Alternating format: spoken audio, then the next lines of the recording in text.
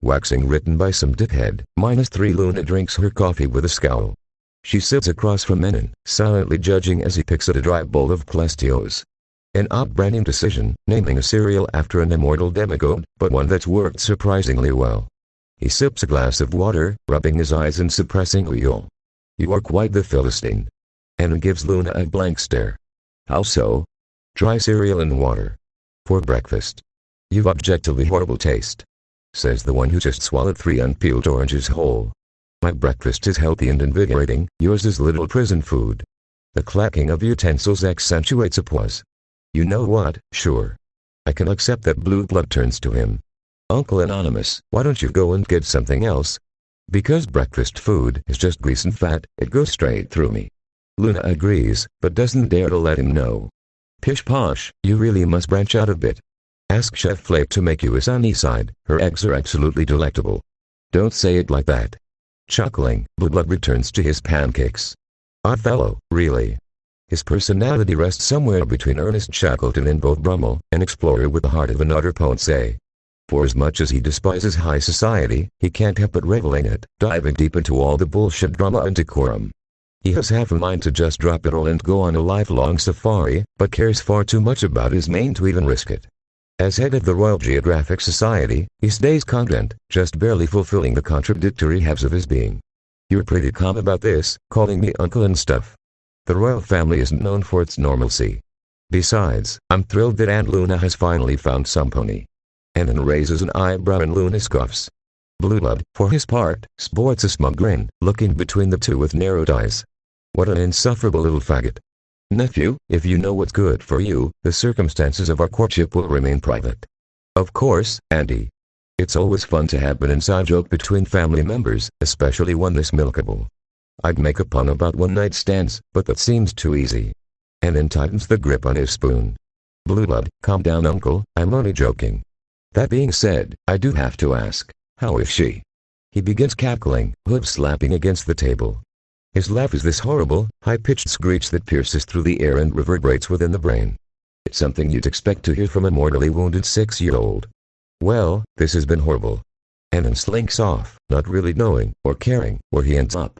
Blue blood slowly returns to normal, wiping tears from his eyes and straightening his bow tie. He steadies his breathing as he takes a sip of orange juice. You two are a good fit. Please, shut up nephew.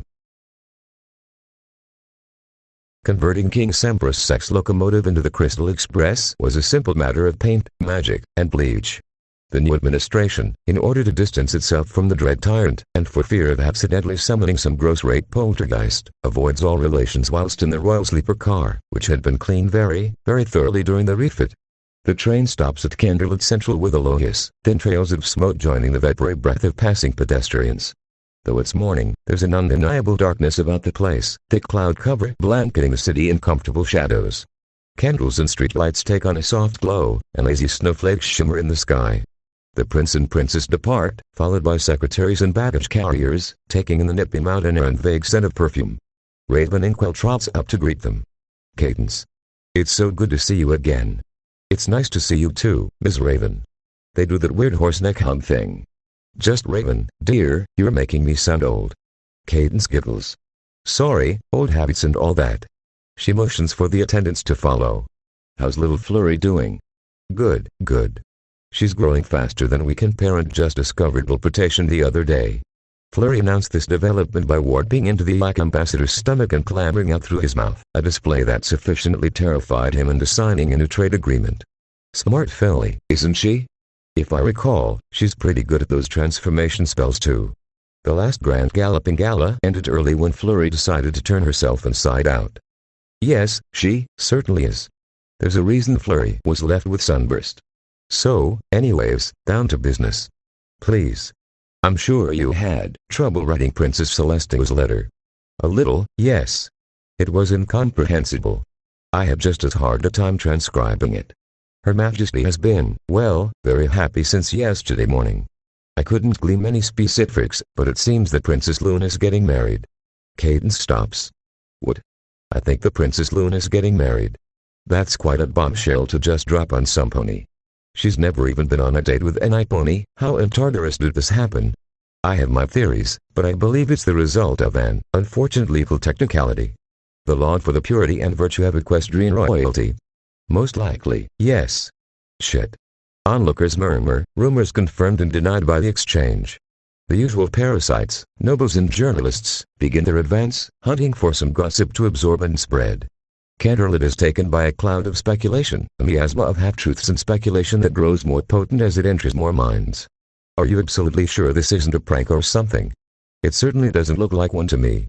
I've never seen Princess Celestia this happy, and Princess Luna spent last night with an honored guest. I have no solid grasp on what's actually going on, but I know that you're the best person to figure it out. So you want me to play love detective? Yes. Thanks for watching, and if you enjoyed the video, make sure to like and leave a comment and share it with